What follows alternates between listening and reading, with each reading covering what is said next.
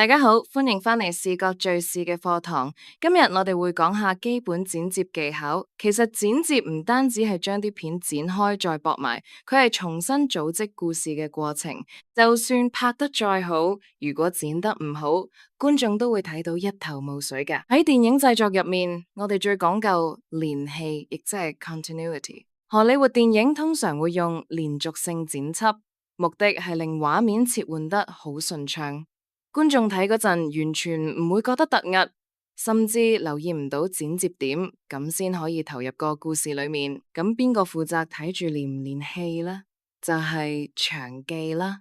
場記要好小心記錄每一個細節，萬一佢記錯或者漏咗，剪接師就要諗計去遮醜啦。理論上單鏡頭無論幾複雜都可以連戲，但一剪埋一齊，好容易就會着崩。開機之前，場記會打個拍板，英文叫 slate， 上面寫住場次、scene、鏡頭、shot 同拍攝次數 take， 改一下，啪一聲，好重要。方便剪接師之後將畫面同聲音同步，亦都可以一眼就知呢個係邊一段片。另一個好幫手就係時間碼 time code， 你見到畫面上面跳動嘅數字就係用嚟做記錄同同步嘅。一套戲有成千上萬個鏡頭，如果冇咗時間碼，剪接師想揾翻某一個特定嘅畫面，真係會揾到天光都未揾到啊！講完工具，講下技巧。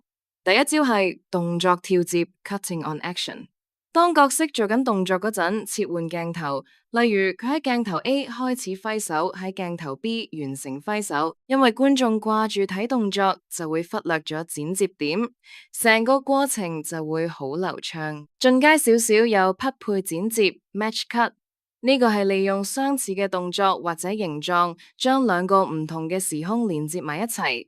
例如上一秒係個車鈴轉緊，下一秒變成個風扇轉緊，呢種手法可以喺視覺上製造好強烈嘅關聯感。相反，如果由一個鏡頭跳去另一個好似嘅鏡頭，但係又冇足夠嘅變化，就會變成跳接 jump cut， 畫面會好似窒咗一下咁，破壞咗連續性。不過有時為咗表現時間過得好快或者混亂嘅心理狀態，導演都會專登咁用。仲有一種要避免嘅情況叫重複動作 （double action）， 即係前一個鏡頭做完個動作，下一個鏡頭又由頭做多次，除非你想強調嗰個動作，否則觀眾會覺得好拖泥帶水，甚至覺得好假。所以剪接嗰陣要好小心個接駁點，跟住講下轉場嘅效果。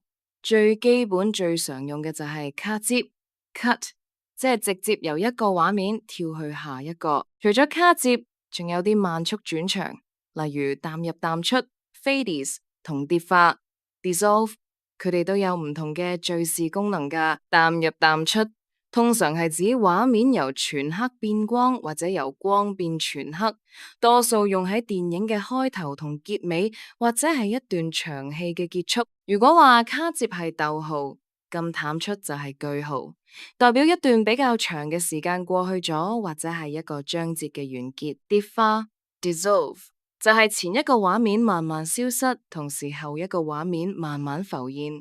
佢比卡接溫柔啲，通常用嚟交代時間流逝或者連接回憶片段。剪接師有時亦都會用佢嚟修飾一啲唔連戲嘅鏡頭，令個過渡冇咁生硬。最後係各種數碼特效，好似旋轉、翻頁咁。雖然好搶眼，但係千祈唔好濫用，否則會令觀眾覺得好俗氣。記住，最好嘅剪接往往係睇唔出嘅，除非劇情真係有需要。如果唔係，乾淨利落嘅卡接永遠係最有效嘅選擇。